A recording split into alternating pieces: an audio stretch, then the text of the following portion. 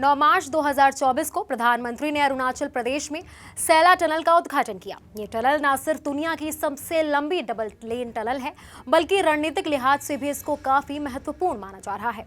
तो आज हम इसी टनल के बारे में जानने वाले हैं कि आखिर ये महत्वपूर्ण किस लिहाज से है और इसमें क्या कुछ खास है। नमस्कार, आप देख रहे हैं पंजाब केसरी। मैं हूं आपके साथ प्राची। सैला टनल 13,700 फीट की ऊंचाई पर बनी है और ये तेजपुर से अरुणाचल प्रदेश के तवांग को जोड़ती है। तवांग वही इलाका है जहां साल 2022 के दिसंबर महीने में भारतीय जवानों की चीनी सैनिकों से भिड़ंत हुई थी। इस टनल के पहले एक तवांग जाने का सिर्फ एक ही रास्ता था जो पहाड़ों से होकर गुजरता था। उस रास्ते की ऊंचाई लगभग 14,000 फीट है और इस रास्ते पर बर्फ और ठंड इतनी ज्यादा पड़ती है कि यहाँ का तापमान -20 डिग्री सेल्सियस तक गिर जाता है।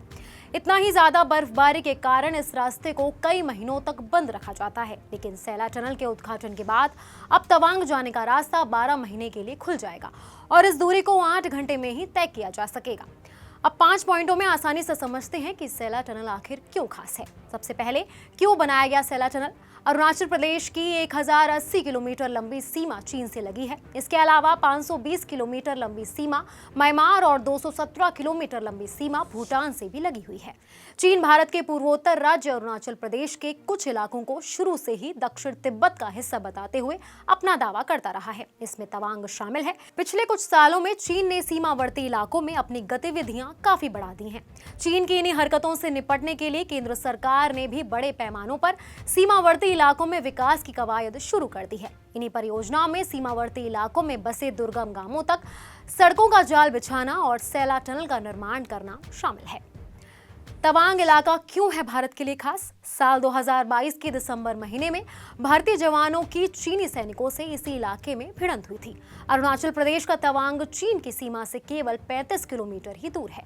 तवांग पर चीन की बुरी नजर का एक कारण ये भी है कि तवांग बौद्धों का प्रमुख धर्म स्थल है और इसे एशिया का सबसे बड़ा बौद्ध मठ वाली जगह भी कहा जाता है। कब हुई थी इस प्रोजेक्ट की शुरुआत? इस टनल की नींव प्रधानमंत्री ने साल 2019 के फरवरी महीने में रखी थी।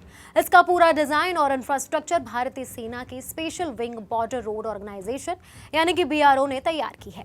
अब तक इस सुरंग को लेकर जितनी जानकारी सामने आई है उसके हिसाब से इस टनल के निर्माण में 825 करोड़ रुपए का खर्चा आया है।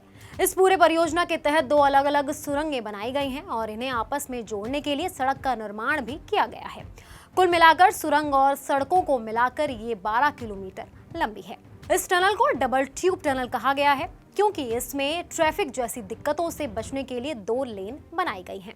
एक लेन को सामान्य ट्रैफिक के लिए खोला जाएगा जबकि दूसरी लेन से इमरजेंसी में बाहर निकलने की सुविधा भी दी जाएगी। अब आपको बताते हैं टनल से गुजरने वाले यात्रियों की सेफ्टी का भी ध्यान इसमें रखा गया है। सैला टनल के बनने के बाद अब लोगों की आवाजाही में काफी आसानी हो जाएगी।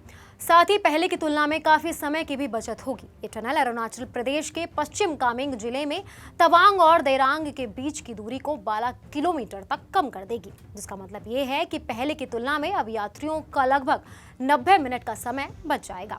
इस टनल को इस तरह डिजाइन किया गया कि यात्रियों के सफर के दौरान किसी भी तरह की दिक्कतों का यात्रियों को सामना ना करना पड़े। टनल में वेंटिलेशन सिस्टम, लाइट सिस्टम और फायर ब्रिगेड सिस्टम भी है। इस सुरंग से रोजाना 80 किलोमीटर प्रति घंटे की स्पीड से 3000 कारें और 2000 ट्रक निकल सकते हैं। टनल से भारतीय सेना को क्या फायदा पहुंचेगा? 13,000 फुट की ऊंचाई होने के कारण अरुणाचल प्रदेश के सीमावर्ती इलाकों का तापमान काफी कम हो जाता है। सर्दियों में यह तापमान -20 डिग्री तक गिर जाता है। ऐसे में सड़क तो जाम हो ही जाती हैं। इस इलाके से जाने वाली गाड़ियों के पेट्रोल डीजल भी जमने लगते हैं। ऐसे में सेना के सामानों को बॉर्डर तक पहुंचाना सबसे बड़ी चुनौती होती है। लेकिन इस टनल के बन जाने के बाद सेना के 4 कोर यानी कि गजराज कोर हेडक्वार्टर तेजपुर, असम से तवांग सेक्टर तक सैनिकों और आर्टिलरीज की पहुंच भी काफी आसान हो जाएगी।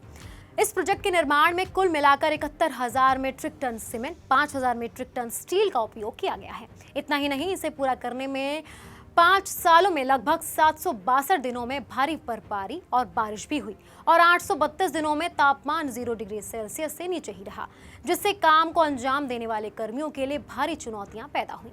इस प्रोजेक्ट को पहले ही पूरा किया जा सकता था, लेकिन साल 2023 के जुलाई में बादल फटने की वजह से आने जाने वाली सड़कें दुर्गम हो जाने की वजह से इस टनल के निर्माण कार्य पर भारी असर पड़ा। लेकिन अब यह टनल बन चुकी है और आम लोगों के लिए खुल चुकी है, तो इस टनल में जरूर जाइए और अपना एक्सपीरियंस एक्सपीरियंस हमारे साथ कमेंट बॉक्स में जरूर साझा कीजिए। बाकी सारी बड़ी खबरों के लिए देखते रहिए पंजाब केसरी.com।